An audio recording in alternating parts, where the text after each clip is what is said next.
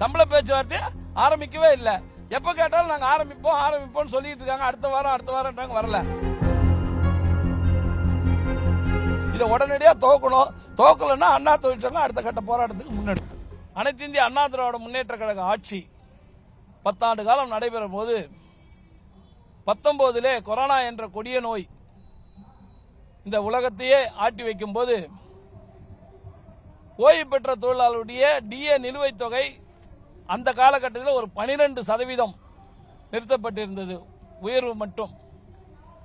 அதை எங்களுடைய மாண்புமிகு போக்குவரத்துறை அமைச்சர் அவர்கள் நடந்த பேச்சுவார்த்தையில் 19 சொன்னாங்க, இருக்கக்கூடிய இந்த 12% தொகையை 3 தவணைகளாக பெற்றுக்கொள்ளுங்கள், இந்த மாதத்திலிருந்து அகவலப்படியே உயர்த்தி வழங்குகிறோம் என்றார்கள்.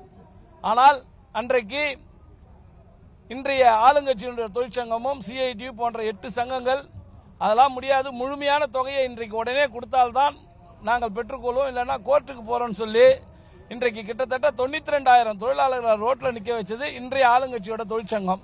கோர்ட்டுக்கு போனதுனால வாய்தா மேல வாய்தா வாங்கி இறுதியாக கடந்த ஒரு வாரத்திற்கு முன்பு சுப்ரீம் கோர்ட் அரசினுடைய மேல்முறையீட்டை தள்ளுபடி செய்திருக்கிறது. இனியும் இந்த அரசு காலதாமதம் பண்ணாமல் ஓய்வு பெற்ற தொழிலாளர்களுக்கு தர வேண்டிய 127% அந்த டிஏ நிலுவைத் தொகையை உடனே வழங்க வேண்டும் என்ற எங்களுடைய கோரிக்கையை எங்களுடைய பொதுச் செயலாளரிடம் தெரிவித்த போது, இந்த ஆர்ப்பாட்டத்தில் நீங்கள் நிர்வாகிகள் கலந்து கொள்ளுங்கள், முழுமையாக தெரிவித்துட்டு வாருங்கள், இவர்கள் வழங்கினாலும் வழங்காவிட்டாலும் நாம் அடுத்த கட்டமாக ஒரு மாபெரும் போராட்டத்தை கட்சியின் சார்பாக தொழிற்சங்கத்தின் சார்பாக அந்த தொழிலாளர்களுக்காக நடத்துவோம். அதையும் மீறி இந்த அரசு அவர்களுக்கு தர வேண்டிய பணப்பயனை வழங்கவில்லை என்றால் நமது ஆட்சி வந்த உடனே அதற்கு முதல் தீர்வு ஏற்படும் என்பதையும் தெரிவித்துட்டு வாருங்கள் என்றார். அதை நாங்கள் தெரிவித்திருக்கின்றோம். ஐயா இப்போ 92,000 பேர் இருக்காங்க.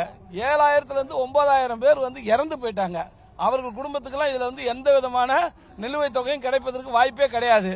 இந்த ஓய்வு பெற்று இப்போது நிலுவையில் உயிரோடு இருக்கக்கூடிய 92,000 குடும்பமும் மிகவும் பாதிக்கப்பட்டிருக்கிறாங்க. அவங்களுக்கு கொடுக்க வேண்டிய தொகை என்பது குறைந்தபட்சம் இந்த மாசம் 28,000 ரூபாய் அவங்களுக்கு வரணும் அப்படின்னு சொன்னா 18,000 வருது. 10,000 12,000 5,000 சொல்லி கிட்டத்தட்ட 109 மாதமாக அந்த தொகை பேலன்ஸ் இருக்குது.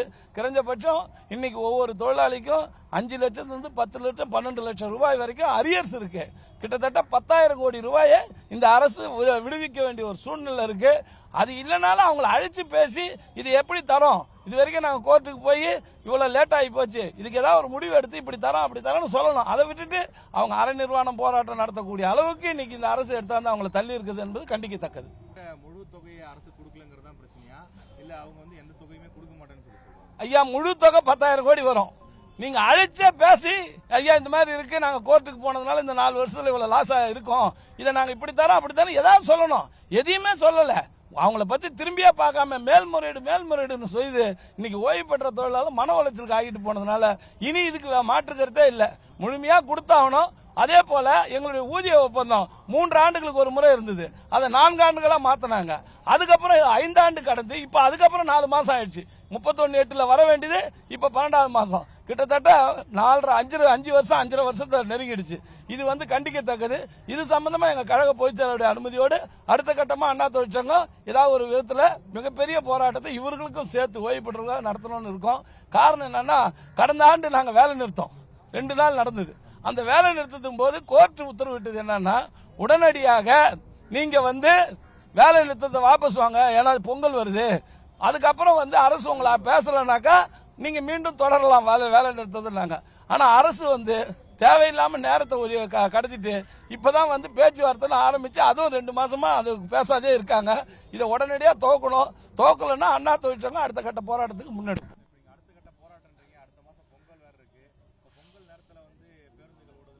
ஐயா, அரசு இதெல்லாம் கவனத்துல கொள்ளணுங்க ஐயா. நாங்க தொழிலாளி, எங்களுடைய தொழிலாளருடைய கஷ்டத்தை போக்குறது தான் ஒரு தொழிற்சங்கத்தினுடைய பணி.